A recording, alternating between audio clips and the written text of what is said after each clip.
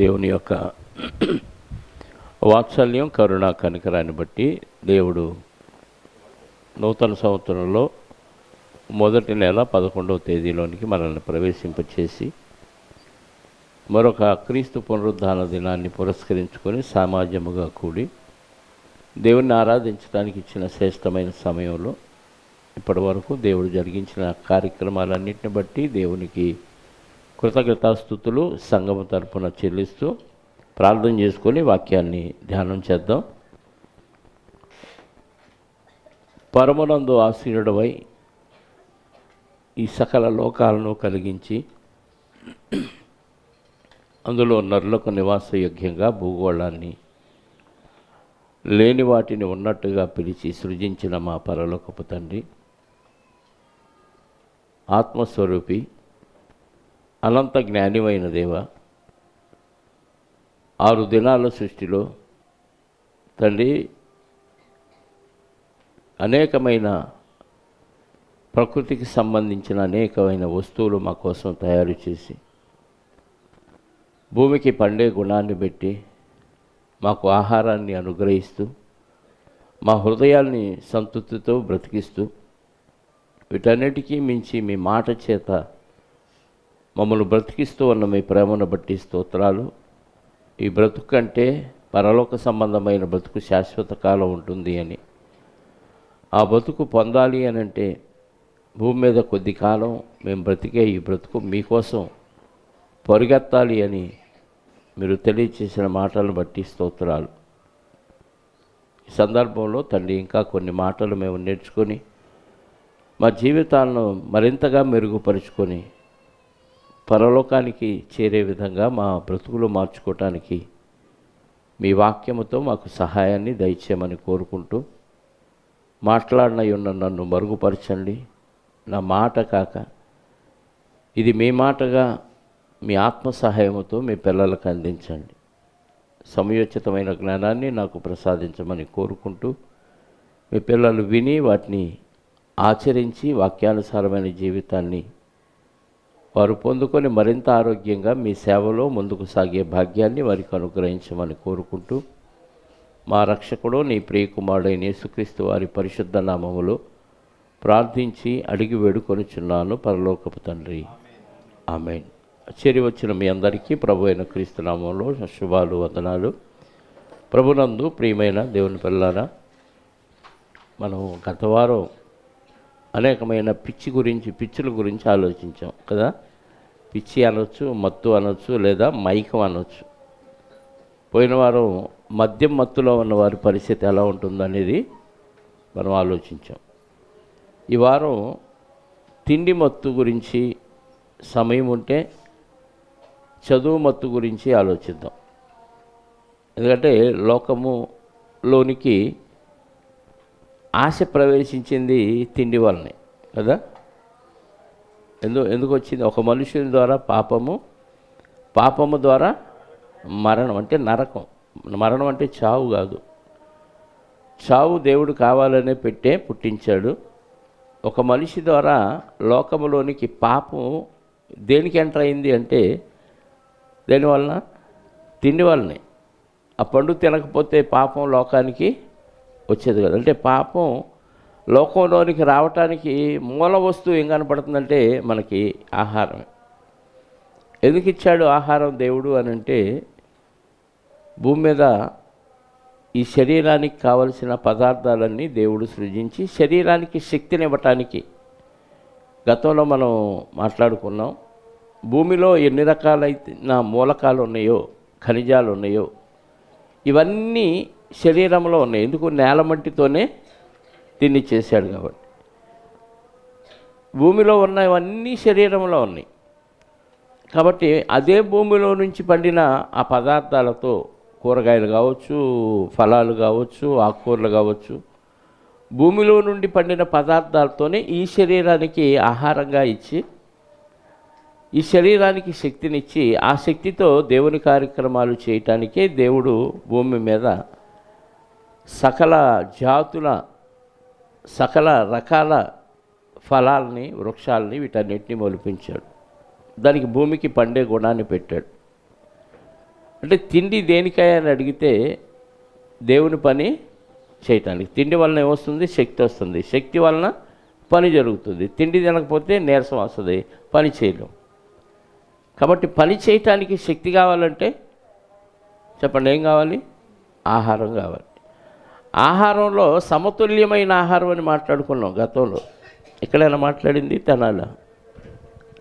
ఇక్కడే సమతుల్యమైన ఆహారం. శరీరానికి సమతుల్య ఆహారం కావాలి, ఆత్మకు కూడా సమతుల్యమైన ఆహారం కావాలి. అంటే ఏ ఖనిజానికి ఏ లవణాలు, ఏ మాంసకృతులు, ఏ విటమిన్స్, ఏ మినరల్స్ ఇవన్నీ శరీరంలో కావాలి, శరీరానికి అవసరం. ఇవన్నీ ఎక్కడ దొరుకుతాయి అంటే భూమి మీద దేవుడు పండించిన పంటలో నుంచి దొరుకుతుంది. కానీ కొంతమంది తినటం కోసమే పుట్టామనుకుంటారు. బతికేది ఎందుకు? బతకటం కోసం తినాలా, తినటం కోసం బ్రతకాలా?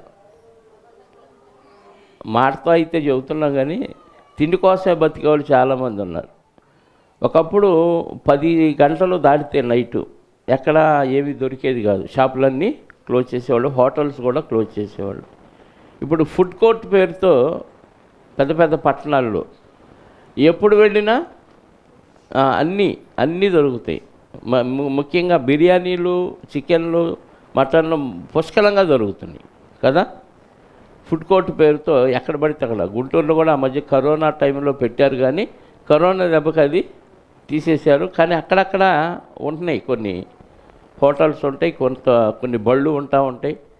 కొంతమంది అయితే టీవీఎస్ లేదా స్కూటీల మీద పెట్టుకొని టిఫిన్ బాక్సులు పెట్టుకొని అమ్ముతూ ఉంటారు కొన్ని సెంటర్లో. పోలీసులు రాగానే అలా పక్కకి వెళ్తారు, మళ్ళీ వచ్చి అమ్ముతారు. అంటే ఏ టైంలో చూసినా తినేవాళ్ళు కనపడతానే ఉంటారు. ఇది పశువులు కానీ తిన్న ఆహారం మళ్ళీ నెవరేసుకున్నట్టుగా మనుషులు ఎప్పుడూ నవ్వులుతూనే ఉంటున్నారు తిండి. అంటే దీన్ని బట్టి వాళ్ళు తిండి కోసమే బతుకుతున్నారు, బతకటం కోసం తింటల్లా. తిండి దేవుడు బతకటానికి ఇచ్చాడు, బ్రతుకు దేవుని కోసం అర్పించటానికి ఇచ్చాడు. దీన్ని అతిగా తీసుకుంటే ప్రమాదమేనా? తిండి ఎక్కువగా తింటే ప్రమాదమేనా? మద్యం తాగితే మత్తు వచ్చిందని తెలుసు. తిండి ఎక్కువైతే కూడా ఏమొచ్చింది తెలుసా? తిండి ఎక్కువైతే కూడా భుక్త ఆయాసం అంటారు. అంటే బాగా తింటే ఆయాసం కూడా వచ్చిందంట. ఏం ఆయాసం అంటే ఊపిరితిత్తులు పాడవటం వల్ల వచ్చే ఆయాసం కాదు ఇది. దేనికి? తిండి ఎక్కువయ్యి గాలి కూడా ఇంకా గాలి ఉండదు ఇక అందులో. ఎగశ్వాస దిగశ్వాస. ఏంటంటే బరీగా తిన్నానండి, గొంతు దాకా నడవలేవు, పీకల దాకా తిన్నానని నడవలేక, కూర్చోలేక, ఒంగోలేక సతమతం అయిపోతూ తిన్నది అడిగించుకోవటానికి మళ్ళీ థమ్సప్పులు పోసి, కిళ్ళీలేసి ఇంకేదో వేస్తారు. ఈ జీరా ఇవన్నీ ఎందుకంటే అంత తినటం ఎందుకు, దాన్ని అరిగించుకోవటానికి తిప్పలు ఎందుకంటే తప్పదంతే. దేవుడు నాలుగుకి రుచి పెట్టాడు కాబట్టి ఆ రుచి నచ్చితే ఎంతైనా లోపలికి వెళ్ళిపోతాను. రుచి నచ్చకపోతే లోపల ముద్ద కూడా దిగదు. నాకు ఇష్టం లేదు, ఆకలి లేదని వేస్తారు వెంటనే. ఎంత ఆకలి ఉన్నా రుచించకపోతే ఆకలి లేదంటారు. పీకల దాకా తినటం వల్ల ఏమొచ్చిందంటే ఆయాసం వచ్చింది. తిండి కోసమే బతుకుతున్నట్టుగా ప్రజలు బతుకుతూ ఉంటారు. తిండి ప్రమాదం అనే విషయం మనకి వాక్యాన్ని బట్టి ఆలోచిస్తే అర్థమైంది. ఒకసారి తిండి గురించి కొన్ని వచనాలు మనం బైబిల్లో చూడగలిగితే, మొట్టమొదట పాపం లోకంలోకి ఎంటర్ అవ్వటానికి కారణం తిండే. అదే తిండి మనిషికి ఏది ఇంపార్టెంటో, ఏది ఇంపార్టెంట్ కాదో, ఏది ముఖ్యమో, ఏది ముఖ్యం కాదో అనే విచక్షణ కూడా కోల్పోయేలాగా చేస్తుంది. నేరం నాది కాదు, ఆకలిది అంటాడు. ఆకలికి శిక్ష వేయచ్చా? ఇప్పుడు ఆ మాట ఒక వ్యక్తి పలికాడంటే ఎవరి మీద నేరం మోపాడో తెలుసా? ఆకలి పెట్టినా ఆ దేవుడు ఆకలి పెట్టకపోతే నాకు ఈ దొంగతనం చేయాల్సిన అవసరం లేదు. ఆకలి దేవుడు పెట్టాడు కాబట్టి, తప్పు ఆకలిది కాబట్టి, ఆకలి పెట్టినా దేవుడికి వేయండి శిక్ష వేస్తే. అంటే తెలియకుండానే ఇండైరెక్ట్గా నేరం నాది కాదు దేవుడిది అని చెప్పేస్తున్నాడు ఆడు దొంగతనం చేసి. బైబిల్ మొత్తం తిరగేస్తే మనకు కనపడేది ఏంటంటే ప్రేమ. ప్రేమ అంటే త్యాగంతో కూడింది. ప్రేమ అంటే త్యాగంతో కూడింది. వదులుకునేదే ప్రేమ. తీసుకునేది ప్రేమ కాదు. అందుకే అపోస్తలుడైన పౌలు గారు యేసుక్రీస్తు వారు రాసిన తీయొద్దులన్నీ పుచ్చుకొనుట కంటే ఇచ్చుటదన్యం. అటు నుంచి ఇటు రావటం కాదు, ఇటు నుంచే అటు వెళ్ళాలి. అది కానీ మనం పాటించగలిగితే తీసుకున్న ఆహారం కంటే చేసే పని ఎక్కువగా ఉండాలి. తీసుకున్న ఆహారం కంటే చేసే పని ఎక్కువ ఉండాలి. సంపాదించే సంపాదన కంటే దేవుడికి చేసే పని ఎక్కువ ఉండాలి. కానీ మనం సంపాదించి ఇంట్లో పెట్టుకునేది ఎక్కువ, దేవుడికి చేసేది చాలా తక్కువ. చాలా తక్కువ, తక్కువ కాదు, చాలా తక్కువ. అంటే స్టాక్ మిగిలిపోతుంది. ఇప్పుడు ఆహారం కూడా ఎక్కువగా లోపల మిగిలిపోవటం వల్ల ఏమవుతుందంటే అది పాడైపోయి, కుళ్ళిపోయి, గ్యాస్గా మారిపోయి, అది పేగుల్ని పాడు చేసి, పేగుల్ని తినేసి అల్సర్ జబ్బు రావటానికి కారణమవుతుంది. తిండి లోపల స్టాక్ ఉంది, అది అరగకముందే మళ్ళీ వేస్తాం. అదే ఇంకా అరగల, మళ్ళీ వేసింది మళ్ళీ ఫ్రెష్ స్టాకు, ఇది అది కలిసిపోయి ఏమైంది చెప్పండి? పిండి నానబెట్టి ఒక రోజు అంత ఉంచితే పులిసిపోయిద్ది, 2 రోజులు ఉంచితే, 3 రోజులు ఉంచితే, వారం ఉంచితే ఇంట్లో ఎవరు ఉండరు. ఎందుకు? అంత కంపు, దానిలో పురుగులు తయారైపోతూ ఉంటాయి. లోపల పరిస్థితి కూడా అంతే. తిండి ఎంతవరకు ఉండాలో అంతవరకు ఉండాలి. ఒక పెద్ద ఆయన ఎవరో చెప్పారు, తిండి మితంగా తీసుకుంటే ఎంత తినాలో అంతే తీసుకుంటే ఆరోగ్యం. తిండి ఎక్కువగా తీసుకోవటం వలన భవిష్యత్తులో ఈ తిండిని కాపేసి మందులే తిండిగా తీసుకునే పరిస్థితి వచ్చింది. మెడిసిన్ ఒక వయసు రాగానే చూడండి తిండి తగ్గిపోద్ది, ఆ ప్లేస్లో మందులు పెరిగిపోతాయి. అంటే సగం తిండి సగం మందులు. ఎందుకు? వయసులో బాగా తిన్నాం కాబట్టి ఇంకా కోట దేవుడు ఆపేశాడు. ప్రతి వానికి వాని రేషన్ ఇస్తాడు దేవుడు. తనకు కేటాయించిందే మనం తినగలం. ఇప్పుడు చదువుతాం 5:19 ప్రసంగి తీయొద్దు. దేవుడు దయ వల్లనే మనకి ఆహారం లభించింది అనేది మనకు అర్థమైతే చాలా జాగ్రత్తగా పొదుపుగా ఒక ముద్ద ఖాళీ చేసుకొని తింటే చాలా ఆరోగ్యం. దానివల్ల ప్రమాదం ఉంది, ఆరోగ్యానికి ప్రమాదం, ఆత్మీయ స్థితికి కూడా చాలా ప్రమాదం. మనకు తెలుసు ఏశావు యాకోబుల్లో ఏశావు పెద్దోడు, యాకోబు చిన్నోడు. యాకోబు ఒకరోజు కలగూర వంటకం వండుతూ ఉంటాడు. ఏంటి అంటే అందులో చిక్కుడుకాయలు మెయిన్ కనపడతాయి. కలగూర వంటకం అంటే అన్ని రకాల కూరగాయలు, ఓన్లీ చిక్కుడుకాయలు కాదు. ఒక చోట కలగూర వంటకం అంటాడు, ఒక చోట చిక్కుడుకాయల వంటకం అంటాడు, ఒక చోట ఎర్రని ఆహారం అంటాడు. అంటే బాగా కారం ఉంది, అందులో చిక్కుడుకాయలు ఎక్కువగా ఉన్నాయి, మిగతా కూరగాయలు కూడా ఉన్నాయి, ఒక్క చిక్కుడుకాయలే కాదు. ఇది వండుతున్నప్పుడు మరి స్మెల్ బాగా వచ్చిందో ఏమైందో తెలియదు, కానీ మొత్తానికి ఏశావు గారు ఆకలి మీద ఉన్నాడు. ఆకలి మీద ఉండటం వల్ల ఏమైంది? ఆశ కలిగింది. ఆకలి మీద ఉన్నప్పుడు అంటే పచ్చడి కూడా ఎలా ఉంటుంది? టేస్ట్గా ఉంటుంది. కడుపు నిండిన తర్వాత పరమాన్నం పెట్టినా ఏం బాగోదు, టేస్ట్ అనిపించదు. ఏముందలే ఎన్నిసార్లు తిన్నాం పరమాన్నం అంటే. ఆకలి మీద ఉన్నప్పుడు నువ్వు ఏదన్నా పెట్టు, ఆకలి మీద ఉన్న వాళ్ళు ఆవురు మంది తినేస్తూ ఉంటారు. కడుపు నిన్నోడు దేన్నైనా తృణీకరిస్తూనే ఉంటాడు. ఆకలి మీద ఉన్నాడు, వేటకి వెళ్ళాడు, దొరకలేదేమో, దొరికినా తీసుకొని వచ్చి వండేసరికి సమయం అయిపోద్ది. కాబట్టి ఆకలి మీద ఉన్న ఏశావుకి ఆ యాకోబు వండుతున్న వంటకం కనపడింది. అది నాకు కాస్త పెట్టు అన్నాడు. యాకోబు కూడా పెట్టవచ్చు కదా, ఏమన్నాడు? ఏం కోరాడు? అంటే కొడితే ఏం కొట్టాలంటారు? కుంభస్థలాన్ని కొట్టాలంటారు. వెంటికేసి కొండను లాగాడు. వెంటుకు దిగింది కానీ కొండ రాదు మామూలుగా అయితే. కానీ ఈ కొండ బలహీనమైన కొండ. ఏమైంది? వెంటుకేసాడు యాకోబు అంతే. కూరకి జ్యేష్ఠత్వానికి ఎంత తేడానో తెలుసా? నక్కకి నాగలోకానికి ఉన్నంత వ్యత్యాసం ఉంటుందంటారు చూసారా? ఆకాశానికి భూమికి ఎంత వ్యత్యాసం ఉందో, ఎంత గ్యాప్ ఉందో, ఈ జ్యేష్ఠత్వానికి ఆ కూరకి అంత వ్యత్యాసం ఉంది. కూరకి జ్యేష్ఠత్వం అమ్ముకోకూడదు. జ్యేష్ఠత్వం చాలా విలువైంది ఆ రోజుల్లో. జ్యేష్ఠత్వం అంటే తండ్రి సంపాదించిన ఆస్తిలో డబల్ వాటా జ్యేష్ఠుడికి రావాలి.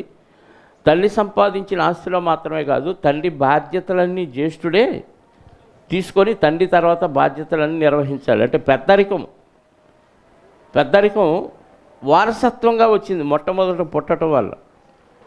ఇది అమ్ముకునేది కాదు వాస్తవంగా, కానీ ఆయన అంగీకరించాడు. దేనికోసం? అందుకే దాని గురించి దేవుడు రాయించి హెబ్రీ పత్రిక 12వ అధ్యాయం 6-7 వచనాల్లో రాయిస్తే ఏమన్నాడు తెలుసా? హెబ్రీ పత్రిక 12వ అధ్యాయము 7-8 వచనాలు, 6-7. శిక్షాఫలము పొందుటకై 16-17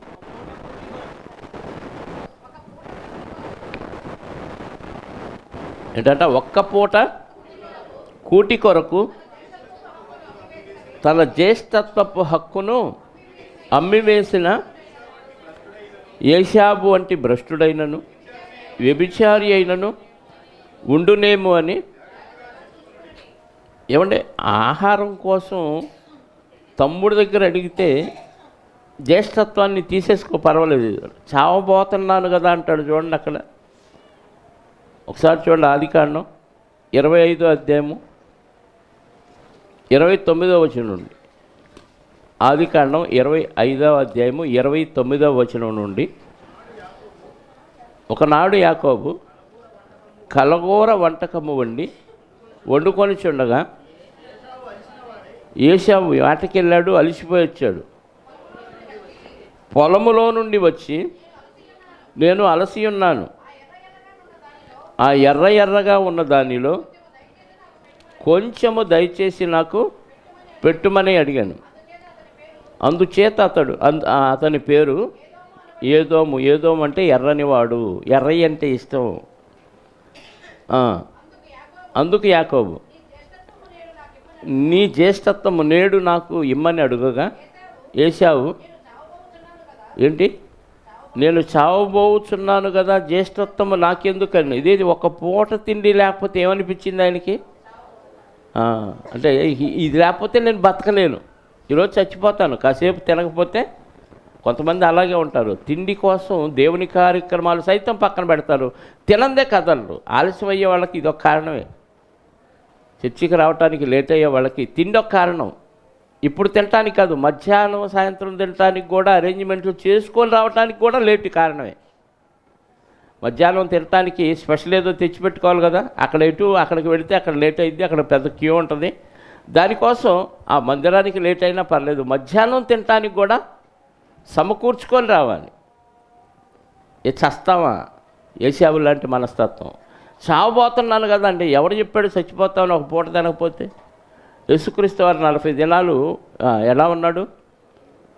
ఏమీ తినలేదు. ఆ దినములలో ఆయన ఏమీ తినలేదని రాయబడింది బైబిల్లో. 40 దినాలు ఏమీ తినకపోతే బతికిన ఆయన ఒక్క పూట తినకపోతే ఏశావుకి ఏమైంది అంటే అలసటకి ఏమనిపించిందంటే నీరసం వచ్చింది. వేటాడటం ఆయన వృత్తి ఏంటి? వేటాడటం. వేటాడటం అంటే ఆ జంతువు ఏమంటే పరిగెత్తి అలసిపోయాడు. ఏమి దొరకలేదు, మరి దొరికినా వండుకోవటానికి లేట్ అయింది అనుకున్నాడు. మొత్తానికి అలసిపోయి వచ్చాడు, వండుకునే ఓపిక కూడా లేదు, టైం పట్టింది. ఈ కాసేపుట్లో నేను చచ్చిపోతాను అనిపించింది.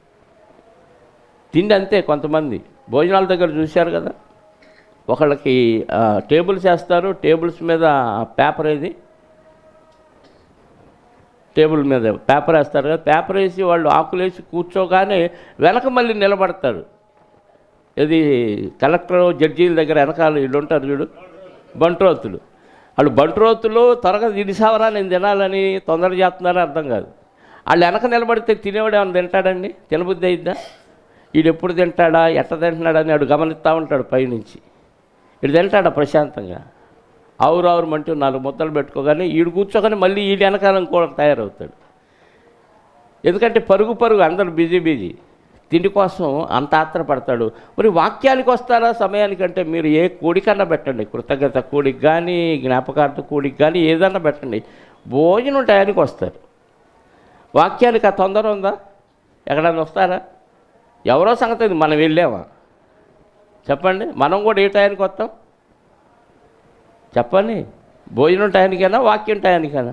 ప్రారంభ ప్రార్థన నుంచి ఏ కూడికైనా ఉండేవాళ్ళు ఎంతమంది? చాలా తక్కువ.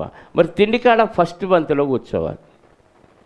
ఏశాబు లాంటి వాళ్ళే. ఏశాబుని ఏమన్నాడో తెలుసా? భ్రష్టుడు అన్నాడు. ఇప్పుడు మనల్ని కూడా ఏమంటాడు? దాన్ని బట్టి తిండి కోసం తొందరపడే వాళ్ళని దేవుడు ఏమంటాడు? ఒరే భ్రష్టుడా, ఆడవాళ్ళైతే భ్రష్టురాలా అనుకోండి మీరే. తిండి కోసం ఎగబడేవాళ్ళు. నేను గమనించలేదు, ఎక్కడ భోజనాలైనా లాస్ట్ తింటానంట. ఎందుకు? అందరు తిండిపోతులు ఉన్నారు, భ్రష్టులు అనమాట వాళ్ళు తినని మిగిలితే తిందాం, లేకపోతే హ్యాపీగా దేవుని పేరు చెప్పుకొని ఉపవాసం ఉందాం. ఇది ఒక అవకాశం, బంపర్ ఆఫర్ ఇది దేవుని కోసం, దేవుని పిల్లలకు పెట్టి మనం పస్తుండటం ఆశీర్వాదం. అందుకే నేను తొందరపడి తినను, లాస్ట్లో మిగిలితే తిందాం, లేకపోతే దేవుడు మిగిలిస్తాడు. ఎందుకు? త్యాగం చేశాం కాబట్టి దేవుడు పెట్టాలనుకుంటే మనకి పెట్టేస్తాడు. ఆయన్ని భ్రష్టుడు ఇంకో మాట ఏమన్నాడు తెలుసా? వ్యభిచారి అన్నాడు. వ్యభిచారి అంటే అమ్ముకునేది, శరీరాన్ని అమ్ముకునేదాన్ని వ్యభిచారి అంటాడు. ఇప్పుడు జ్యేష్ఠత్వాన్ని అమ్ముకున్న వాడిని కూడా ఏమన్నాడు? వ్యభిచారి అన్నాడు. అంటే అమ్ముకోకూడదు, అది అక్రమము. జ్యేష్ఠత్వాన్ని అమ్ముకోవటం అనేది అక్రమం.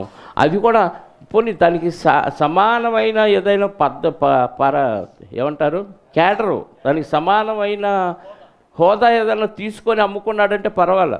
మనం ఏదైనా వస్తువు అమ్మేటప్పుడు దానికి తగ్గ రేటు వస్తే అమ్ముతాం, కొనాలన్నా దానికి తగ్గ రేటు పెట్టి కొంటాం. ఇప్పుడు జ్యేష్ఠత్వం విలువేంటి, ఒక పూట కూడు విలువేంటి? అంటే తిండి వలన ప్రమాదం జరిగిద్దంటే బెస్ట్ ఎగ్జాంపుల్ ఏశావు గారు. అంత ప్రమాదం అంటే ఆకలి ఏ పనైనా చేస్తుంది. ఈరోజు ఆకలితో మనం తప్పిపోయిన కుమారుడు గురించి చదివినప్పుడు ఏం తినటానికి సిద్ధపడ్డాడంట? ఆకలి పందులు తినే పొట్టు తినటానికి సిద్ధపడ్డాడు.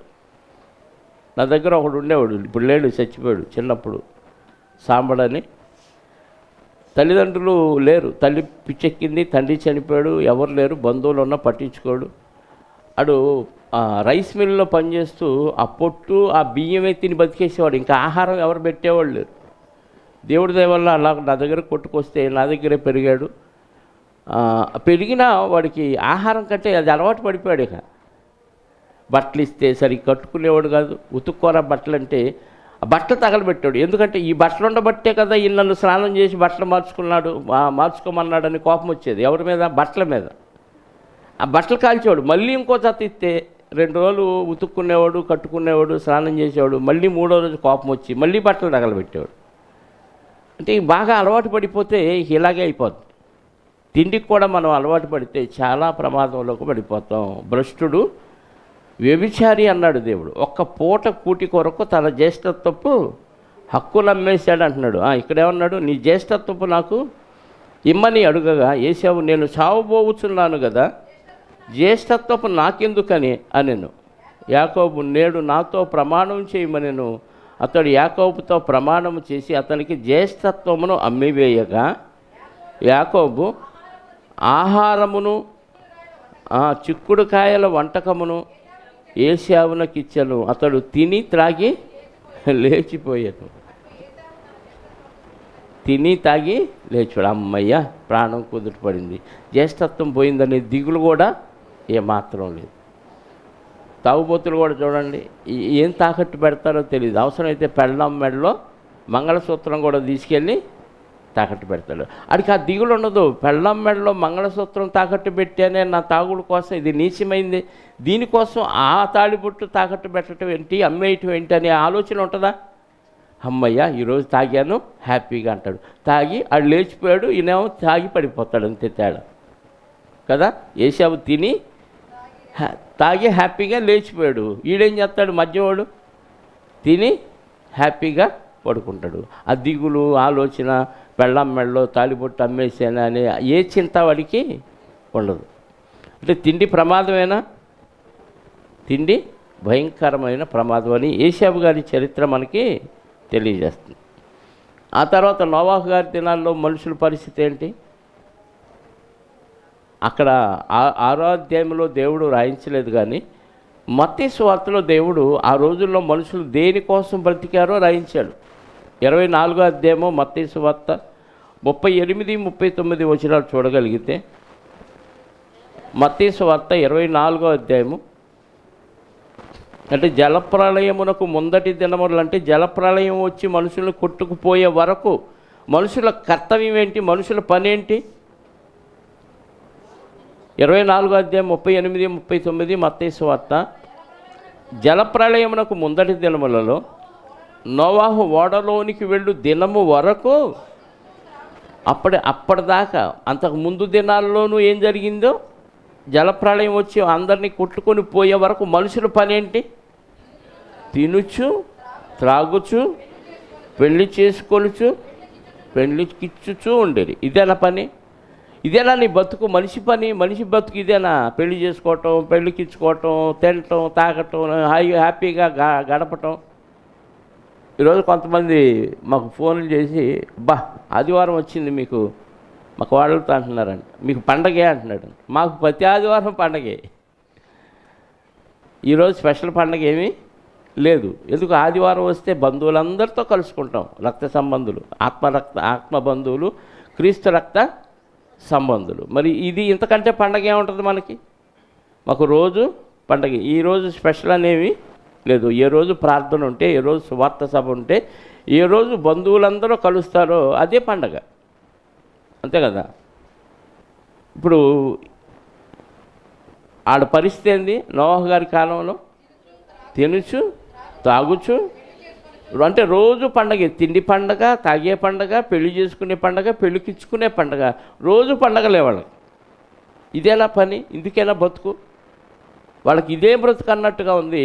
మనిషిగా మనం ఎందుకు పుట్టావు? ఎందుకు ఈ ఆహారం దొరుకుతుంది? ఎందుకు తింటున్నావు? ఎందుకు బతుకుతున్నావు? మనతో పాటు ఎన్నో జీవరాశులు ఉన్నాయి, అవి కూడా పుడుతున్నాయి, అవి కూడా తింటున్నాయి, అవి కూడా బతుకుతున్నాయి, అవి చనిపోతున్నాయి. వాటికి మనకి తేడా ఏంటి? అవి పాపం చేయవు, అవి ఆత్మహత్య చేసుకోవు, అవి ఎవరి మీద ద్వేషంతో పగతోనూ రగిలిపోవు, కుళ్ళు పెట్టుకొని కుట్ర పెట్టుకొని ఈర్చిపడవు, పక్కోళ్ళని దోచుకోవు, ఇవన్నీ చేయవు కదా. మరి మనిషిగా నేను ఎందుకు బతుకుతున్నాను? వాటికి నాకు ఉన్న తేడా ఏంటనే ఆలోచన రాదా అంటే రాదు. అక్కడ ఆడి చూడటం, వీళ్ళు చూడటం, పక్క వాళ్ళని చూడటం, మనం పులిని చూసి నక్క వాత పెట్టుకున్నట్టుగా వాళ్ళు ఎలా బతుకుతున్నారు మనం కూడా అలాగే బ్రతకాలని పోటీ ప్రపంచంలో పోటీ పడుతూ మనుషులు బ్రతకటం కోసం, కేవలం బ్రతకటం కోసం మోసాలు, దగాలు, కుట్రలు ఇవన్నీ చేస్తూ బతికేస్తున్నారు. ఇందుకెలా బతుకు? ఏ ఆలోచన రాదండి. జీవరాశుల కంటే ఎంతో బుద్ధి, జ్ఞానం, తెలివితేటలు మనిషిగా నాకు ఎందుకు ఇచ్చాడు? ఈ తెలివిని దేనికి వాడాలంటే దేం వాడట్లేదు, బతకటం కోసం వాడుతున్నాం అంతే. కూటి కొరకు కోటి విద్యలని ఒకప్పుడు మాట విన్నాం. ఈరోజు కోటి విద్యలు దాటిపోయింది. టెక్నాలజీ లేని రోజుల్లో ఆ మాట కదా. ఇప్పుడు ఎన్ని టెక్నాలజీ వచ్చింది, ఏఐ వచ్చిన తర్వాత ఈ విద్యలన్నీ ఏమైపోయినాయి. కొన్ని రోజులు పోతే ఈ చేతి పనులు ఎవరు ఉండరు. ఇక ఎవరికి పని ఉండదు. ఎవరికైనా ఉండే పని ఏంటంటే పక్కనోడిని ఎలా దోచుకోవాలనే ఆలోచన. ఇంకా అంతకుమించి పనులు ఏముండవు. ఎందుకు? అన్ని మిషన్లే చేసేస్తాయి. నువ్వు ఇల్లు కట్టాలన్నా, గోడ కట్టాలన్నా, ప్లాస్టింగ్ చేయాలన్నా, పిండి రుబ్బాలన్నా, బట్టలు ఉతకాలన్నా ఇప్పటికే వచ్చేసినాయి కదా. ఆపరేషన్లు కూడా రోబోలే చేసేస్తాయి. ఇంకా మనుషులతో పనులు లేవు రాబోయే రోజుల్లో. మనుషులతో ఉండే పని ఏంటంటే పక్కనోడిది ఎలా దోచుకోవాలి, నేను పక్కనోడి ఆస్తి ఎలా దోచుకోవాలి, వాడి తిండి నేను ఎలా దోచుకోవాలనే ఆలోచన తప్ప మనుషులకి చేతులతో చేసే ఏ పని ఉండే పరిస్థితులు కనపట్ల. చివరికి దేవుడిని కూడా లెక్క చేయలేని స్థితిలోనికి ఏఐ టెక్నాలజీ తీసుకెళ్తుంది ప్రియులారా. మనిషి తిండి కోసం బతకట్లా, బతకటం కోసం దేవుడు తిండి పెట్టాడు. ఈ బ్రతుకు దేవుని కోసం, దేవునికి మహిమ తేవటం కోసం నీకు బతికిచ్చాడు తప్ప ఏదో పుట్టాం కాబట్టి పని చేయాలి, చదివించాలి, అన్నీ చేసేయాలి, పెళ్ళిళ్ళు చేయాలి, పిల్లలు కనాలి, వాళ్ళని చదివించాలి, వాళ్ళకి పెళ్ళిళ్ళు చేయాలి, వాళ్ళ బారసాలు చేయాలి, ఈ ఏ కార్యక్రమాల ఇవైతే జంతువులు కూడా ఏం చేస్తున్నాయి?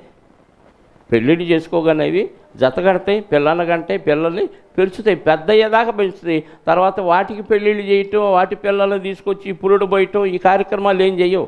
చేస్తాయా? చేయవు. రెక్కలు రాగానే పక్షి పిల్లల్ని గూడు రేపు మరీ పంపించేది. పెద్దవగానే కుక్క పిల్లల్ని తరివేసింది. వాటి బతికేదో ఇక ఈ బతికేస్తాయి. దానికి దీనికి సంబంధం లేదు. మళ్ళీ పిల్లలు పండగలకి పుట్టింటికి వచ్చి ఆ పిల్లలకి బట్టలు పెట్టి, వాటికి బట్టలు లేవు ఇక కదా.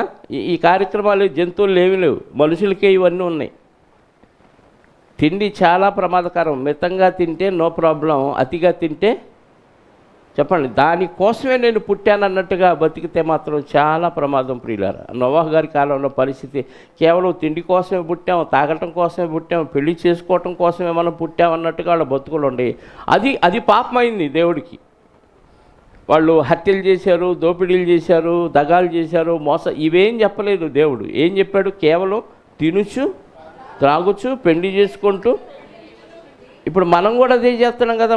మరి నీళ్ళలో చంపేది ఏదంటే ఆ రోజు దేవుడు నోవాహు గారితో ఒక వాగ్దానం చేశాడు కాబట్టి, ఇదిగోనైనా మిమ్మల్ని ఇంకెప్పుడు నేను నీళ్ళతో చంపేయను, ఎందుకంటే మీరు నా పిల్లలు ఏదో తప్పు చేస్తారు, ఈ తప్పులన్నిటికీ పరిష్కారంగా నేనే నా కుమారుడు పంపించి మీకోసం బలి చేస్తాను తప్ప మిమ్మల్ని ఇంకా చంపుకోను అని వాగ్దానం చేసి ఇంద్రధనుస్సును పెట్టాడు మేఘంలో గుర్తుగా. అంటే ఇంద్రధనుస్సు ఆకాశంలో మనకు కనపడిందంటే అర్థం ఏంటంటే మిమ్మల్ని చంపేయాలన్నంత కోపం నాకు వచ్చింది, కానీ ఆయనకు మాట ఇచ్చాను నేను. ఎవరికి? నోవాహు గారికి మాట ఇచ్చి ఒక నిబంధన చేశాను కాబట్టి ఆ నిబంధనను బట్టి మిమ్మల్ని చంపకుండా వదిలేస్తున్నాను. మనమేమనుకుంటాం? ఇంద్రధనుస్సు చూసి ఆడవాళ్ళు అయితే అలాంటి చీర, అన్ని రంగుల చీర అయితే బాగుంటుంది అనుకుంటారు. మగవాళ్ళు అయితే ఆహా ఏమి రంగులు, ఇంటికి ఈ రంగు వేసుకుందాం ఆ రంగు వేసుకుందాం అనుకుంటారు. అది వచ్చింది ఎందుకు? నిన్ను చంపేయాలన్నంత కోపం దేవుడికి వచ్చింది. కానీ ఆ రోజు ఆయనకి ఇచ్చిన మాటను బట్టి దేవుడు నమ్మదగిన వాడు, మాటిస్తే తప్పడు కాబట్టి ఆయన ఆ ఇంద్రధనుస్సును చూసి మనల్ని ఏం చేశాడు? క్షమించాడు. నోవాహు గారికి ఇచ్చిన ఆ మాటను బట్టి ఆయన మనల్ని క్షమించాడన్న విషయం మనకు అర్థం కావట్లేదు. ఆ తర్వాత కాలానికి వెళితే ఇశ్రాయేలుని ఐగుప్తులో నుంచి తీసుకొచ్చాడు మోషే గారు. ఐగుప్తులో వాళ్ళు బానిస బతుకు, వెట్టి చాకిరి బతుకు, మట్టి పిసకటం, ఇటుకలు చేయటం, వాళ్ళు ఏ బిల్డింగులు కట్టమంటే ఆ బిల్డింగులు కట్టేయటం, ఇదే పని. అంటే ఒక మాటలో చెప్పాలంటే ఇటుకలు వాళ్ళే తయారు చేయాలి, ఇటుకలు అమర్చి బిల్డింగులు వాళ్ళే కట్టాలి. ఇది బేల్దారి మేస్త్రి పని ఇచ్చారు ఎక్కడ? ఐగుప్తులో ఇశ్రాయేలీలకి. ఈ పని చేస్తూ వాళ్ళు పెట్టిన తిండి ఏదో హ్యాపీగా తినాలి అంతే. వాళ్ళు ఏ తిండి పెడితే ఆ తిండే తినేయాలి. ఇలాంటి పరిస్థితుల్లో వాళ్ళ బతుకులు ఉన్నప్పుడు దేవుడు దయదలిచి వాళ్ళని కరుణించి వాళ్ళ ప్రార్థన విని ఐగుప్తులో నుంచి విడిపించి, వీళ్ళు వండుకునే పని లేదు, డబ్బులు సంపాదించి ఆహార పదార్థాలు కొనుక్కునే పని లేకుండా హ్యాపీగా ఆకాశం నుంచి మన్నా కురిపించి వాళ్ళని పోషిస్తూ, మీరు కనాను దేశానికి వెళ్ళండి, మీరు విత్తని పంట, మీరు కట్టని ఇళ్లలో మీరు నివాసం ఉంటారు, మీరు విత్తని పంట మీరు తింటారు. అది సారవంతమైన భూమి. ఏ దేశం? ఆ కనాన్ దేశం. ఇప్పుడున్న ఇజ్రాయెల్ దేశం అనుకోండి. చంద్రబాబు నాయుడు గారు కూడా ఆ దేశం వెళ్ళి అక్కడ పంట, వ్యవసాయం ఇవన్నీ చూసి మన దగ్గర కూడా ఇలాగే చేయాలి అని కొన్ని నిర్ణయాలు తీసుకొని వచ్చారు. ఎందుకంటే అంత భూమి, అంత సారవంతమైన భూమి ప్రపంచంలో ఎక్కడా ఉండదు, అంత టెక్నాలజీ ఉన్న ప్రాంతం కూడా ఎక్కడ ఉండదు. అక్కడి నుంచే టెక్నాలజీ అంతా ప్రపంచం నేర్చుకుంటుంది. ప్రపంచంలో శాస్త్రవేత్త ఎవరైనా ఉన్నారంటే వాళ్ళు ఖచ్చితంగా యూదులై ఉంటారు, క్రైస్తవులై ఉంటారు. అంతకుమించి ఎవడు లేడు శాస్త్రవేత్త. అంటే అన్ని తెలివితేటలు దేవుడు వాళ్ళకి ఇచ్చి వ్యవసాయం చేయటంలో కూడా మంచి నేర్పరిగా దేవుడు వాళ్ళకి పాఠాలు నేర్పించాడు. వ్యవసాయం నేర్పించింది దేవుడే. ఏ పంట తర్వాత ఏ పంట వేయాలి, ఏ పంట మధ్య ఏ పంట నాటకూడదు, పంటకి 7 సంవత్సరాల తర్వాత భూమికి విశ్రాంతి దినాన్ని ఇవ్వాలి, ఇవన్నీ భూమి పండించే విధానంలో కూడా మెళకువలు నేర్పించాడు దేవుడు. అందుకే అది సారవంతమైన భూమి. అక్కడికి నడిపిస్తానని దేవుడు నడిపిస్తున్న క్రమంలో ఆకాశం నుంచి మన్నా కురిపిస్తూ వాళ్ళని పోషిస్తున్న సమయంలో వాళ్ళని వెంట పెట్టుకొని వచ్చారు. ఐగుప్తులో కొంతమంది ఫ్రెండ్స్ని తీసుకొని వచ్చారు. అంటే మన పాత జీవితంలో ఉన్న స్నేహితుల్ని మనం తీసుకొని రాకూడదు. పాత జీవితంలో ఉన్న స్నేహితులు మనం తెచ్చుకున్న వాళ్ళ అలవాట్లు మనం తెచ్చుకోకూడదు. వాళ్ళ నుంచి మనం ప్రేరణ పొందకూడదు. వాళ్ళు ఎంతవరకు ఉంచాలో అంతవరకే ఉంచు, అంతకుమించి ఇంకే ఏ విషయాల్లో వాళ్ళ నుంచి మనం డౌన్లోడ్ చేసుకోకూడదు. ఆ మిశ్రిత జనం ఐగుప్తులో నుంచి తీసుకొచ్చినప్పుడు వాళ్ళు, మీ దేవుడు ఏంటి, ఎప్పుడు ఈ మన్నాయేనా, మాంసం పెట్టలేడా, ఎప్పుడు వెజిటేరియన్నా, నాన్ వెజ్ పెట్టడా అని వాళ్ళు బాగా విసిగించారు వీళ్ళని, ఇశ్రాయేలీని. దాంతో వీళ్ళు బాగా ఇరిటేట్ అయిపోయి ఇదే ఇరిటేషను మోషే గారి దగ్గరికి తీసుకొచ్చి ప్రదర్శించారు. ఒకసారి సంఖ్యాకాండం 11వ అధ్యాయం 4వ వచనం చదవండి ప్రియులారా. సంఖ్యాకాండం 11వ అధ్యాయం 4వ వచనం. వారి మధ్యనున్న మిశ్రిత జనము మాంసాపేక్ష అధికముగా కనపరచగా ఇశ్రాయేలీయులను మరలా ఏడ్చి, మాకు ఎవరు మాంసం పెట్టెదరు, మాకు మాంసం ఎవరు పెడతారు, ఐగుప్తులో మేము ఉచితముగా తినిన చేపలను, కీరకాయలను, దోసకాయలను, కూరాకులను, ఉల్లిపాయలను, ఎర్రగడ్డల్లో మాకు ఏ జ్ఞాపకం వస్తాయి? ఎర్రగడ్డలు అంటే చిలకడ దుంపలు అనుకుంటున్నాను నేను. ఎర్రగా ఉంటాయి కదా, తెల్లగడ్డల, తెల్ల చిలకడ దుంపలు, మరి ఏ గడ్డలు, అందులో ఎర్రవి తెల్లవి ఉన్నాయి కదా. కూరగాయలు, ఆకుకూరలు, ఇంకా చేపలు, దోసకాయలు.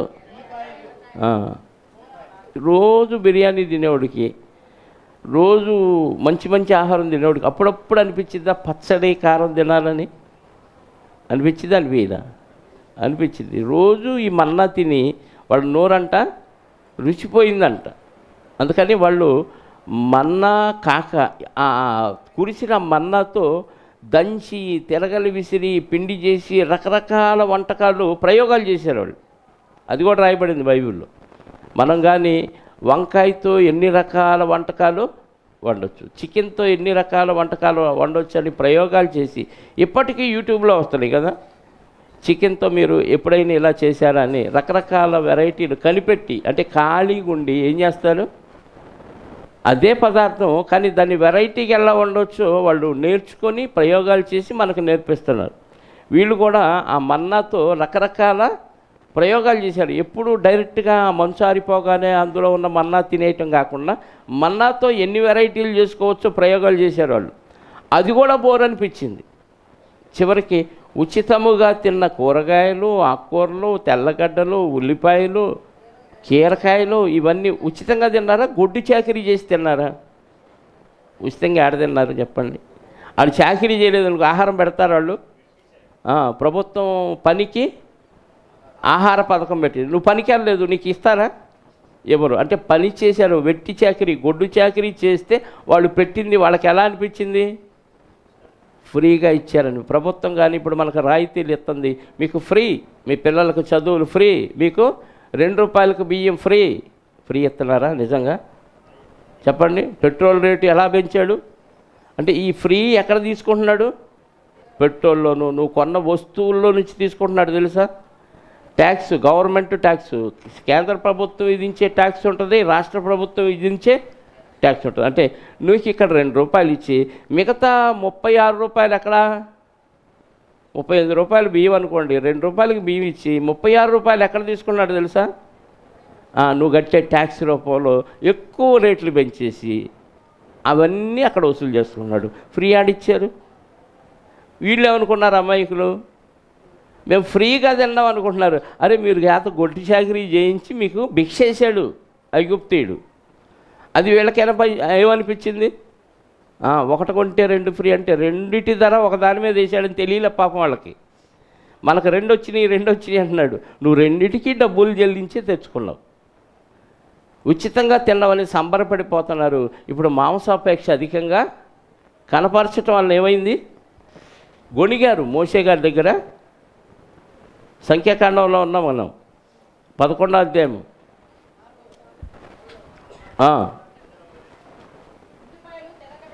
జ్ఞాపకం వచ్చుచున్నవి, ఇప్పుడు మా ప్రాణము సమస్యలని, ఈ మన్నా కాక మా కళ్ళు ఎదుట మరేమీ లేదని చెప్పుకొనిది.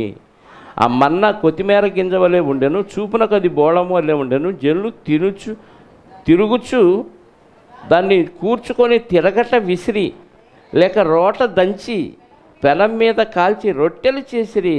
దాని రుచి కొత్త నూనె రుచి వలె ఉండెను. రాత్రి ఎందు మంచు పాడెం మీద కురిసినప్పుడు ఆ మన్నా దాని వెంటనే పడెను. జనులు తమ తమ కుటుంబములలో ఎవరి గుడారము ద్వారం వద్ద వారు ఏడవగా ఏడ్చారంట. దేనికోసం అంటే? తిండి కోసం. ఎన్ని కుటుంబాలు తిండి కోసం గొడవలు పడుతున్నాయో తెలుసా? కూరలో ఉప్పు అయిందని తంతే భార్య పుట్టింటికి వెళ్ళిపోయింది. తిండి కోసం భార్య సరిగా వంట వండకపోతే తిండి కోసం ఇంట్లోనే అన్నం మానేసిన ప్రబుద్ధులు ఉంటారు. తిండి కోసం రోజు ఇంట్లో గొడవే, బయట తిని వస్తూ ఉంటారు. తిండి కోసం విడాకులు తీసుకున్న కుటుంబాలు చాలా ఉన్నాయి.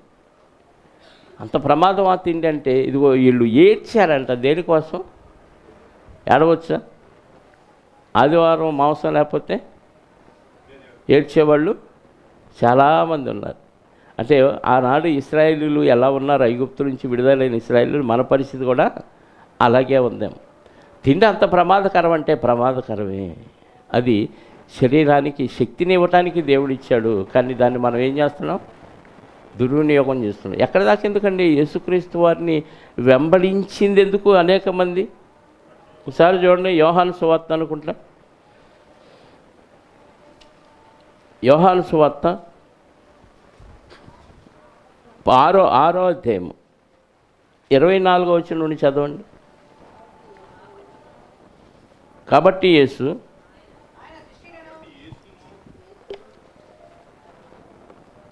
కాబట్టి యేసును ఆయన శిష్యులను అక్కడ లేకపోవుట జనసమూహము చూచినప్పుడు వారు ఆ చిన్న దోణి ఎక్కి యేసును వెతకుచు కపెర్నహూమునకు వచ్చిరి. సముద్రపు అద్దరిని ఆయన కనుగొని, బోధకుడా, నీవెప్పుడు ఇక్కడికి వచ్చితివి అనగా, యేసు ఎందుకు వచ్చారు వాళ్ళు అనేది ఆయనకు అర్థమైపోయి, నువ్వెప్పుడు వచ్చావు అక్కడికి? మేమేమో అక్కడ ఎతుకుతున్నావు నిన్ను అంటున్నారు. అప్పుడు అంటున్నాడు ఆయన, మీరు సూచనలు చూచుట వలన కాదు కానీ రొట్టెలు భుజించి తృప్తి పొందుట వలననే నన్ను వెతకుచున్నారు. నా కోసం మీరు ఎంత శ్రద్ధగా వెతికింది నా మీద ప్రేమతో అనుకుంటున్నారా? ఎందుకంట తృప్తిగా పెట్టాడంట. మిగతా భోజనాల్లో అయిపోయినాయి అనొచ్చు, మిగతా భోజన ఫంక్షన్ హాల్లో అయిపోయినాయి అనొచ్చు, కానీ ఈయన దగ్గర ఇంకా మిగులుతీ తప్ప, అందరూ తృప్తిగా తినగా మిగులుతీ తప్ప చాలేదు వీడికి అనే ప్రసక్తే లేదు. అంటే యేసుక్రీస్తుని వెంబడించటంలో ఒక కారణం ఏంటి? ఒకటి స్వస్థతల కోసం, 2 చెప్పండి, 2 తిండి కోసం. తృప్తిగా పెడతాడు ఆయన దగ్గరికి వెళ్తే. ఎన్వి ఉంటుంది, వెజ్ ఉంటుంది, వెజిటేరియన్ ఉంటుంది, బ్రెడ్ ఉంటుంది, చేప ఉంటుంది, 2 ఉంటాయి. కాబట్టి దేనోడు దానికి రొట్టెలో చేపను నంచుకు తింటాడో మనకు తెలియదు, కానీ మొత్తానికి తిండి కోసం యేసుక్రీస్తు వారిని వెంబడించారు. ఆయన చెప్పే మాటలు విని ఆత్మలను రక్షించుకోవటానికి వెంబడించారు. ఈరోజు కూడా సమాజంలో, క్రైస్తవ సమాజంలో ఎందుకు ప్రభువు దగ్గరకు వచ్చారంటే, అక్కడికి వెళ్తే చీరలు ఎత్తారు, అక్కడికి వెళ్తే తిండి పెడతారు, భోజనాలు జరుగుతాయి, అక్కడికి వెళ్తే స్వస్థతలు జరుగుతాయి, అక్కడికి వెళ్తే ఆశీర్వాదాలు వస్తాయి అనే ఉద్దేశంతో వస్తున్నారు తప్ప, నీ ఆత్మ సస్తే నరకానికి వెళ్ళిపోద్దిరా బాబు, నీ జన్మ పరమార్థం ఎరుగక నువ్వెందుకు బతికావో ఇప్పటివరకు నీకు తెలియక నువ్వు బతికావు. అక్కడికి వెళ్తే ప్రభువు నీ పాపాల కోసం చనిపోయాడని అర్థమయ్యి నువ్వు నమ్మితే నిన్ను పరలోకం తీసుకెళ్ళటానికే ఆయన వచ్చాడు, అందుకే ప్రభువుని నమ్ముకోవాలన్న విషయం తెలియకుండా సంఘాలకు వెళుతూ ఉన్నవారు ఎంతోమంది ఉన్నారు. అందులో తిండి ప్రధానమైన కారణం. మీరు చూడండి, ప్రతి ఆదివారం తిండి పెట్టామనుకోండి, ఎంతమంది వస్తారు చెప్పండి? ఇక్కడ చుట్టూ టెంట్లు వేయాలి, గుడారాలు వేసేయాలి, ఇక వండేవాళ్ళు వండుతూ ఉండాలి, వాళ్ళకి వాక్యం వినే పని లేదు. కట్టెలు పెట్టేవాళ్ళు కట్టెలు, పేర్లు వేసేవాళ్ళు పేర్లేరు. కొన్ని సంఘాలు చూడండి, పెద్ద పెద్ద సంఘాలు, వాళ్ళకి వాక్యం ఉండదు. వాళ్ళు ఏం చేస్తారు? కట్టెలు వేసేవాళ్ళు కట్టెలు, వంట వండేవాళ్ళు వంటలు, ఊడ్చేవాళ్ళు, ఎత్తేవాళ్ళు, ఆ పని లేక వాళ్ళు ఏమనుకుంటారంటే, మేము దేవుని కోసమే ఈ పని చేస్తున్నాం అనుకుంటారు. తిండి కోసం అంత పని చేయాలా? ఇప్పుడన్నా ఒకసారి అయితే పర్లేదు. కొన్ని సంఘాలు అయితే సంవత్సరం అంతా డబ్బులు పోగు చేసుకొని, అందరూ సందాలు వేసుకొని ప్రేమ విందు పేరుతో విందు భోజనాలు ఆరగిస్తూ ఉంటారు. ప్రేమ విందనే టైటిల్ పెట్టి తిండి కోసమే బతుకుతున్నట్టుగా బతుకుతారు తప్ప ఆత్మీయమైన ఆహారం కోసం వచ్చేవాళ్ళు చాలా అరుదు. యేసును వెంబడించిన వారిలో కూడా ఒక బ్యాచ్ తిండి కోసం అని యేసుక్రీస్తు వారే డిక్లేర్ చేశారు. మీరు తిండి సూచనలు చూచుట వలనను కాదు కానీ రొట్టెలు భుజించి తృప్తి పొందుట వలననే నన్ను వెదకుచున్నారు. అందుకే వెతికారండి. మరి ఏం చేయాలి మనం అని ఆలోచిస్తే, రోమపత్రిక చాలామంది అందుకే బతుకుతున్నారని ఒక వాక్యం డిక్లేర్ చేస్తుంది. 12వ అధ్యాయం 16వ అధ్యాయం 18వ వచనం. అలాంటి వాళ్ళని ఏమంటున్నాడో దేవుడు, ఏశావునేమో భ్రష్టుడు వ్యభిచారి అన్నాడు. ఇక్కడ ఏమంటున్నాడు? అట్టివారు మన ప్రభు అయిన యేసుక్రీస్తుకు కాక తమ కడుపునకే దాసులు. వారు ఇంపైన మాటల వలనను ఇచ్చకపు మాటల వలనను నిష్కపటుల మనస్సులను మోసపుచ్చుదురు. ఆ సంఘానికి వెళ్ళరా, భోజనాలు ఉండవు. మా సంఘానికి రా, టిఫిన్ ఉంటుంది, భోజనం ఉంటుంది, అన్నీ జరిగిపోతాయి హ్యాపీగా. అంటే భోజనం ఆశ చూపించి నిష్కపటుల మనస్సులో కూడా ఏం చేస్తారు? వీళ్ళు ఎవరంట? క్రీస్తు దాసులు కాదు. ఎవరు దాసులు? కడుపు దేవుడి దాసులు. తిండి పెట్టే సంఘాలకు తిండి కోసం వెళ్ళే వాళ్ళ సంఖ్య ఎక్కువ. యేసుక్రీస్తువును వెంబడించిన వాళ్ళని తిండి కోసం వెంబడించిన వాళ్ళు ఉన్నారు. ఆత్మీయమైన ఆహారం, మంచి వాక్యం చెప్తాడు అని వెంబడించిన వాళ్ళు ఎవరున్నారు? లేరు. ఆనాటి నుంచి ఈనాటి వరకు ప్రభువుని వెంబడించే వాళ్ళు క్రీస్తు దాసులు కాకుండా కడుపుకే, ఫిలిప్పీ పత్రికలో కూడా అంటాడు కదా 2:19, 3:19, వారి కడుపే వారి దేవుడు. వాళ్ళు చెడిపోయింది కాక అమాయకులైన వాడిని కూడా తిండాసి చూపించి వాళ్ళ సంఘాలకి లాక్కెళ్ళిపోతూ ఉంటారు. వీళ్ళు భ్రష్టులు. వాళ్ళ కడుపు దేవుడిని ఆరాధించేవాళ్ళే తప్ప ఆత్మీయమైన ఆహారం వాళ్ళకు ఉండదు. వాళ్ళు ఒక్క విషయంలో కూడా వాక్యానుసారంగా ప్రవర్తన ఉండదండి. వాక్యానుసారమైన జీవితం ఉండదు. ఏదో వెళ్ళామా వచ్చామా అంతే. అంతకుమించి ఇంక వాళ్ళ బతుకులో ఏ మార్పు ఉండదు. మంచి వాళ్ళని కూడా, సంఘానికి వెళ్ళే వాళ్ళని కూడా చెడగొట్టే బ్యాచ్ ఉన్నారు తిండి ఆశ చూపించి. చదవండి 3:19 ఫిలిప్పీ పత్రిక. నాశనమే వారి అంతము, వారి కడుపే. అమ్మయ్య, ప్రభు కాదు దేవుడు. ఎవరంట? ఈ దేవుడిని తృప్తిపరిచి ఈయన అమ్మయ్య బేవంటే అప్పుడు నువ్వు శాంతించావా దేవా, ఇంకా నా పని నేను చేసుకుంటా. ఆ దేవుడు శాంతించాల్సిన అవసరం లేదు. నిజమైన దేవుడు, మనల్ని పుట్టించిన దేవుడు శాంతి పడాల్సిన అవసరం లేదు. ఈ దేవుడు శాంతించి బేవంటే, కొంతమంది కాపర్లు చూసావా, మీ ఇంటికి మేము వస్తాం, మాకు ఇష్టమైన మెనూ చెబుతాం, అవన్నీ చేసి పెట్టి మేము బేవంటే నీకు ఆశీర్వాదం. కింద నుంచి ఏదన్నా వదిలితే కంపు. బేవంటే ఆశీర్వాదం అంట. అమ్మయ్య ఆయన బేవనాలి అని తినండి పాస్టర్ గారు అది గొంతు దాకా కుక్కుతారు. తినేం చేస్తాడు ఆయన? అక్కడే ఒకడు వదిలేసి వెళ్ళిపోతాడు. కంపు మాటలు, కంపు కార్యక్రమాలు. బేవంటే ఆశీర్వాదం ఎవరు చెప్పాడు? నీ పరిచర్య బాగుంటే, దేవుడు మెచ్చితే అది ఆశీర్వాదం. దేవుని కొరకు చేస్తే ఆశీర్వాదం.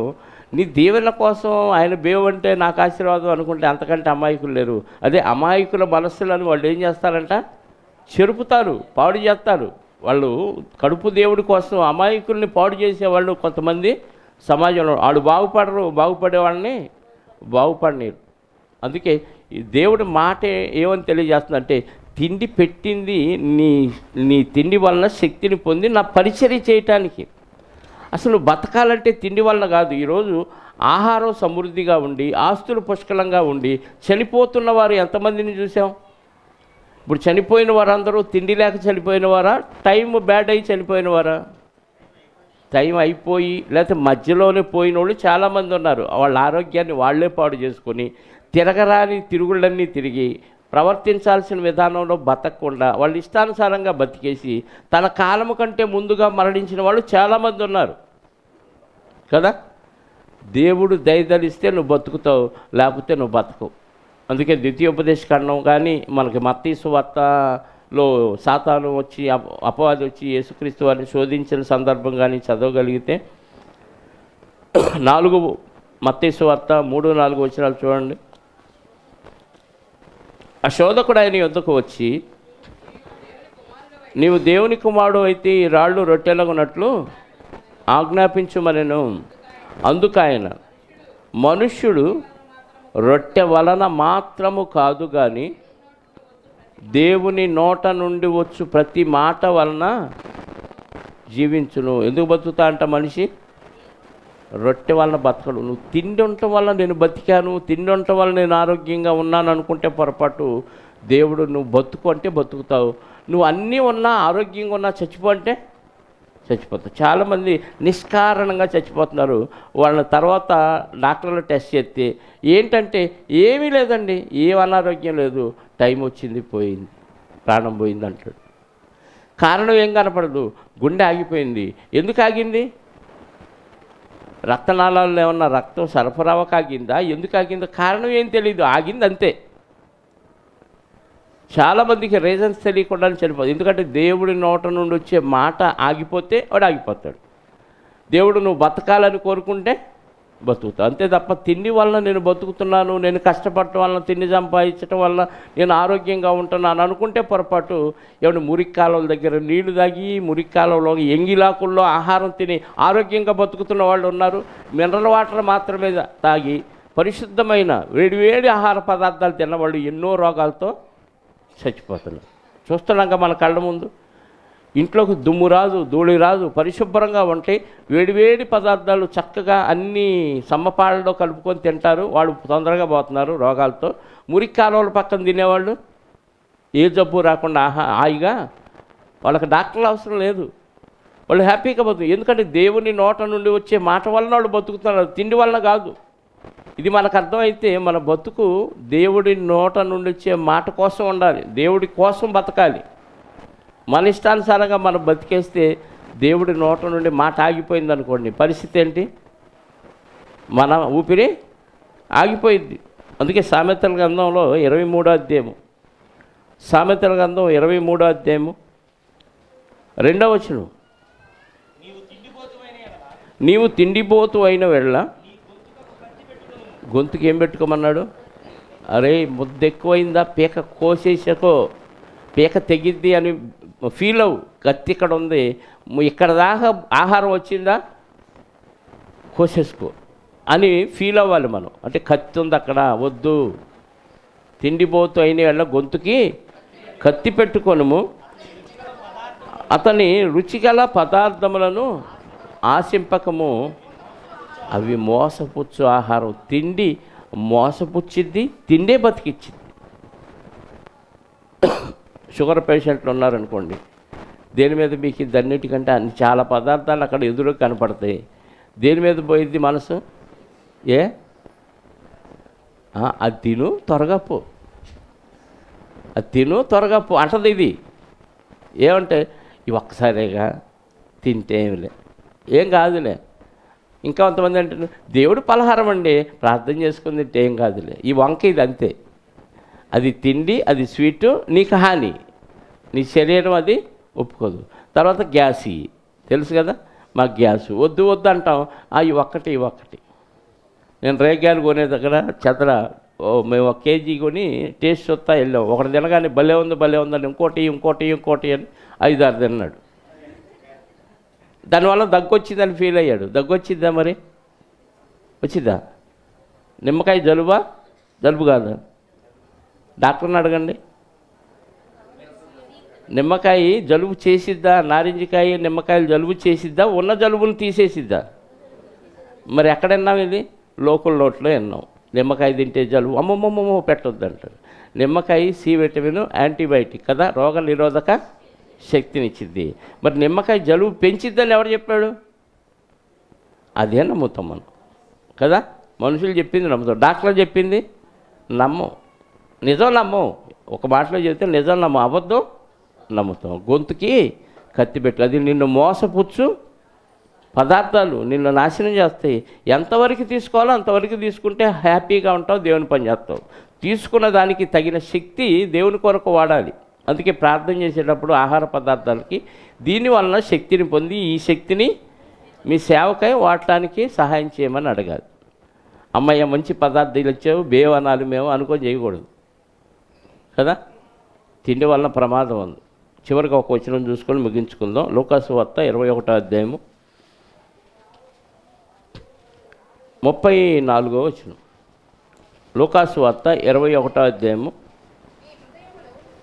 34వ వచనం. మీ హృదయములు ఒకవేళ తిండి వలనను, మత్తు వలనను, ఐహిక విచార వలనను మందముగా ఉన్నందున ఆ దినము అకస్మాత్తుగా మీ మీదికి ఉరి వచ్చినట్టు రాకుండా మీ విషయమై మీరు జాగ్రత్తగా ఉండండి.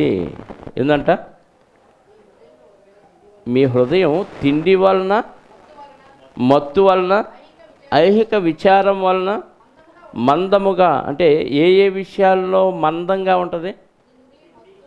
తిండి ఎక్కువైతే ఇప్పుడే పని చేయలేనండి, బరీగా తిన్నాను, కదలలేను. అందుకే మధ్యాహ్నం భోజనం చేసినాక 1 గంట సేపు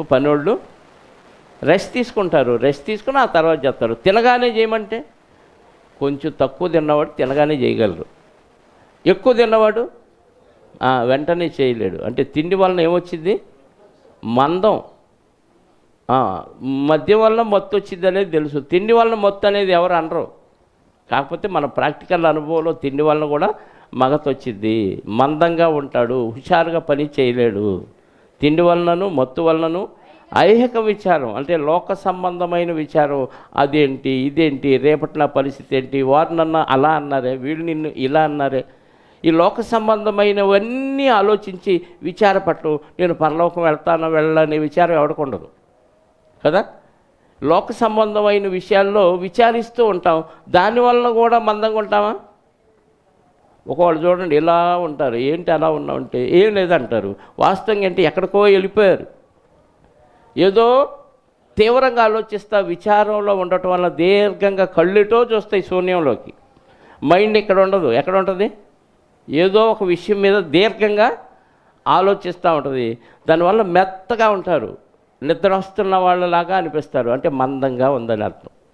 తిండి వలన మత్తు వలన ఐహిక విచారం వలన మందముగా ఉన్నందున ప్రభు ఎప్పుడైనా రావచ్చు. బుద్ధి కలిగిన బుద్ధి లేని కన్యకల గురించి మనం విన్నాం కదా. సడన్గా ప్రభు వచ్చేసాడు, వీళ్ళ దగ్గర సరుకు అయిపోయింది, వాళ్ళు రెడీగా ఉన్నారు, రెడీగా ఉన్న వాళ్ళని తీసుకెళ్తారు. ప్రభు ఇప్పుడే బరిగి తిన్నాను, మత్తుగా ఉంది, కాసేపు ఆగిన అంటావా? లేదు, లోక సంబంధంగా ఆలోచిస్తూ మందంగా ఉండటం వల్ల అప్పుడే ప్రభు వచ్చాడు అనుకో, ఏం చేద్దాం? ఇంకా ఆలోచన నుంచి నేను తేరుకోలేదు ప్రభు, కాస్త తేరుకొని హుషారు వచ్చినాక అప్పుడు వచ్చి తీసుకెళ్ళే అంటావా? విడిచిపెట్టి వెళ్ళిపోతారు. కాబట్టి సిద్ధంగా ఉండాలి. అంటే దేని వలన మనకు మగత ఉండకూడదు, దేని వలన మందంగా ఉండదు. ఎప్పుడైనా దేవుని కోసం ఏం చేయాలి? హుషారుగా పనిచేయాలి. హుషారుగా పనిచేయాలంటే ఎప్పుడు సిద్ధంగా ఉండాలి అంటే కాళ్ళకి సమాధానం అనే జోడు, సిద్ధ మనసు అనే జోడు తొడుక్కొని ఉండాలి. నేను ఎనీ టైం రెడీ. నేను చెప్తాను, నేను ఏటీఎం. చంద్రగౌడ్ చెప్తాడు నా గురించి, తన గురించి కాదు. అన్నయ్య ఎప్పుడైనా ఏటీఎం, మీరు ఎప్పుడైనా ఫోన్ చేయండి మీకు సమాధానం చెబుతాడు అంటాడు. మరి ఆ స్థితికి ఎప్పుడు వస్తాడు? ఏటీఎం ఎనీ టైం నేను మెసేజ్ రెడీ. మనీ కాదు, ఏటీఎం అనగానే డబ్బులు ఇస్తాడనుకోకండి. మళ్ళీ ఎనీ టైం మెసేజ్ రెడీ. ఎప్పుడు పిలిచినా టక్కన పని ఆపేసి వెళ్ళిపోయేవాడిని. ఇప్పటికీ దేవుడి దయ వలన అదే జరుగుతుంది, చనిపోయేదాకా అదే జరగాలని కోరుకుంటూ ఈ మాటలు ముగిస్తున్నాను. ప్రార్థన చేసుకుందాం. పరిశుద్ధుడు అయిన మా పరలోకపు తండ్రి, లోకములో లోకస్తులందరూ అనేకమైన మత్తులో మూలిగి తేలుతూ ఉన్నారు. అది వాక్యానుసారంగా ఆలోచిస్తే పిచ్చి, ఇంకొంచెం లోతుగా వెళ్ళి ఆలోచిస్తే వాడు భ్రష్టులు, వాడు వ్యభిచారులు అని మీ వాక్యం మాకు తెలియచేస్తుంది. తిండి తినటం లోకంలో పాపం కాదు, లోకంలో తప్పు కాదు. కానీ వాక్యానుసారంగా ఆలోచిస్తే మితంగా తినటం పాపం లేదు, దోషం లేదు. కానీ అతిగా తినటం వలన మందంగా ఉంటామని, మత్తులుగా ఉంటామని, తిండి కోసం జ్యేష్ఠత్వాన్ని అమ్ముకుంటారని, తిండి కోసం మీ కార్యక్రమాలను కూడా కాలరాస్తారని, తిండి కోసం హత్యలు కూడా జరుగుతాయని అనేకమైన విషయాలు మేము నేర్చుకున్నాం. ఎన్నో నేరాలు ఘోరాలు జరగటానికి చాలామంది తిండి లేక తమ శరీరాలను అమ్ముకుంటూ వ్యభిచారులు కూడా మారిపోతున్నారు. ఆహారం అంత తీవ్ర స్థాయిలోనికి మనిషిని నడిపిస్తుందా అంటే నడిపిస్తుంది అని లోక సంబంధమైన విషయాలను చూసినప్పుడు మాకు అర్థమవుతుంది. వాస్తవంగా మేము పని చేస్తూ ముందుకు పోతే అనుదిన ఆహారాన్ని మీరు మాకు ఇస్తారని, మా ప్రమేయం లేకుండానే భూమి పండిస్తుంది, సమృద్ధిగా మాకు ఆహారాన్ని ఇస్తుందని మీ కుమారుడైన యేసుక్రీస్తు వారు జీవించిన కాలములో ఆయన వెంబడించిన వారందరికీ శ్రేష్టమైన ఆహార పదార్థాలు ఉచితంగా ఆయన పంచిచ్చాడు. నాయన భూమి పండించకుండానే ఉన్న పదార్థాలతో ఆశీర్వదించి అభివృద్ధిపరచి విస్తారంగా అందరూ తిన్నగా ఇంకా మిగిలే విధంగా ఆయన ఆశీర్వదించగలిగాడు.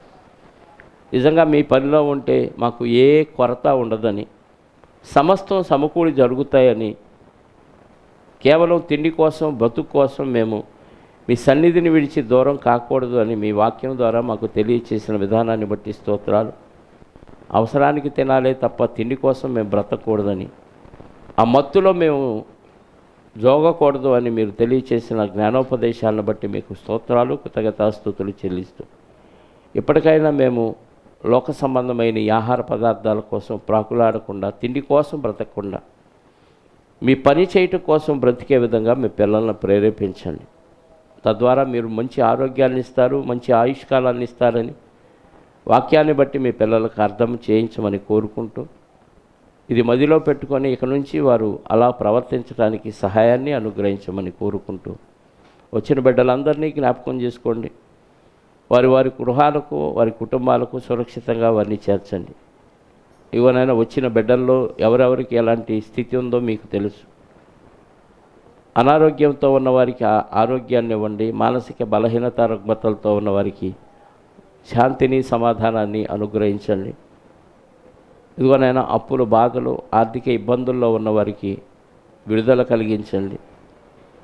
మీ పిల్లల్ని జ్ఞాపకం చేసుకొని ప్రతి విషయంలో వారిని దీవించి ఆశీర్వదించమని, ఇదిగోనైనా మరి మహేంద్ర కల్పన యొక్క బంధువు అయిన పుష్కలరావు మరి మా మధ్యకు వచ్చారు. నాయన బిడ్డను జ్ఞాపకం చేసుకోండి. తన శరీరంలో ఉన్న బలహీనతను జ్ఞాపకం చేసుకోండి. డాక్టర్లకు సైతం అంతుబట్టని ఆ వ్యాధిని మీ చిత్తమైతే మీ మాట వలన రోగులకే పరమవైద్యుడిగా మీరున్నారు కనుక మీ కుమారుడైన క్రీస్తు కలిగిన స్వస్థత వరాన్ని బట్టి తండ్రి ఆ బిడ్డకు మంచి ఆరోగ్యాన్ని ప్రసాదించి మారు మనసును దయచేసి లోకములో లోకాశల్లో బ్రతకకుండా మీకోసం బ్రతికే విధంగా ఆ బిడ్డకి మార్పు తీసుకురమ్మని కోరుకుంటూ, మహిమ, ఘనత, ప్రభావాలు మా అందరి ద్వారా మీరే పొందుకొనమని మా రక్షకుడు నీ ప్రియ కుమారుడైన యేసుక్రీస్తు వారి యొక్క అతి పరిశుద్ధమైన నామములో కృతజ్ఞతాస్తుతులు చెల్లించి ప్రార్థించి అడిగి వేడుకొనుచున్నాను పరలోకపు తండ్రి.